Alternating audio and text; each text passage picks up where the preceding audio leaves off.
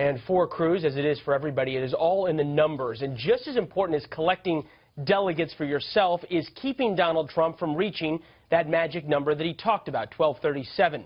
To talk about it, Chad Sweet, chairman of the Cruz campaign for president. So far, Donald Trump has accused you guys of having a rigged system. He says it's not fair. He says it's a disaster. Any of those true, or did you guys win fair and square in Colorado and Wyoming? You know, I would just start off by saying Donald Trump has whipped us in several states. You never once saw Ted Cruz complain. In fact, we congratulated him. The rules haven't changed.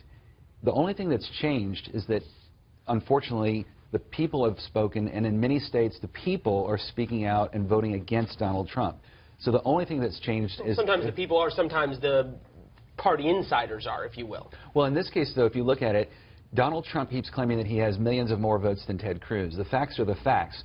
Senator Cruz has 76% of the vote that Donald Trump has. He does not have, he has less than 2 million votes more than Senator Cruz. Senator Cruz is winning not because of any funny business with the games, Leland, but because he actually knows the rules and is playing fair and square by the rules. But most importantly, it's the organic response of the people to Senator Cruz's optimistic and positive message. We'll see how that optimistic and positive message works in New York State, because if you look at the polls right now, so far it hasn't caught on. In New York State, latest Fox News poll, 54% for Donald Trump, 22% John Kasich, 15% believe in your man's optimistic message so far. And as we heard from John Roberts, the delegate math in New York is tricky. It's not winner take all as it has been in other states. What's your guys' plan in the Empire State? Well, look, you know, New York is Donald Trump's home turf. It's his home state. We walloped Donald Trump in our home state of Texas.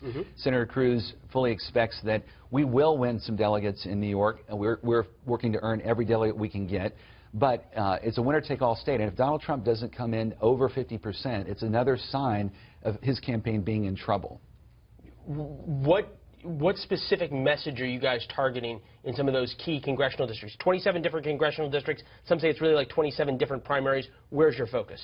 You know, what we focus is the same message across not only New York but across the country. Senator Cruz has a positive, uplifting message of how to have constitutionally limited government, sound money, free market economics, and a strong foreign policy. And particularly in New York, where you see unbelievably high tax rate. I used to live there and went to college there. I tried to get a job after college, and what I would tell you, I eventually left the state because I was paying, Leland, more than 50% of my total income was going to state taxes. And you moved to D.C., where taxes are so low now.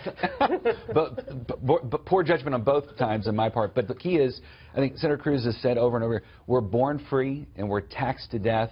He is fighting hard for the hard-working men and women of this country, including in New York, to get the burden of government off their backs so they can have more take-home pay, more freedom, more security. I want to get you to respond to Donald Trump's editorial in the Wall Street Journal yesterday, saying in part, Mr. Cruz has toured the country bragging about his voterless victory in Colorado. For a man who styles himself as a warrior against the establishment, you wouldn't know it from his list of donors and endorsers.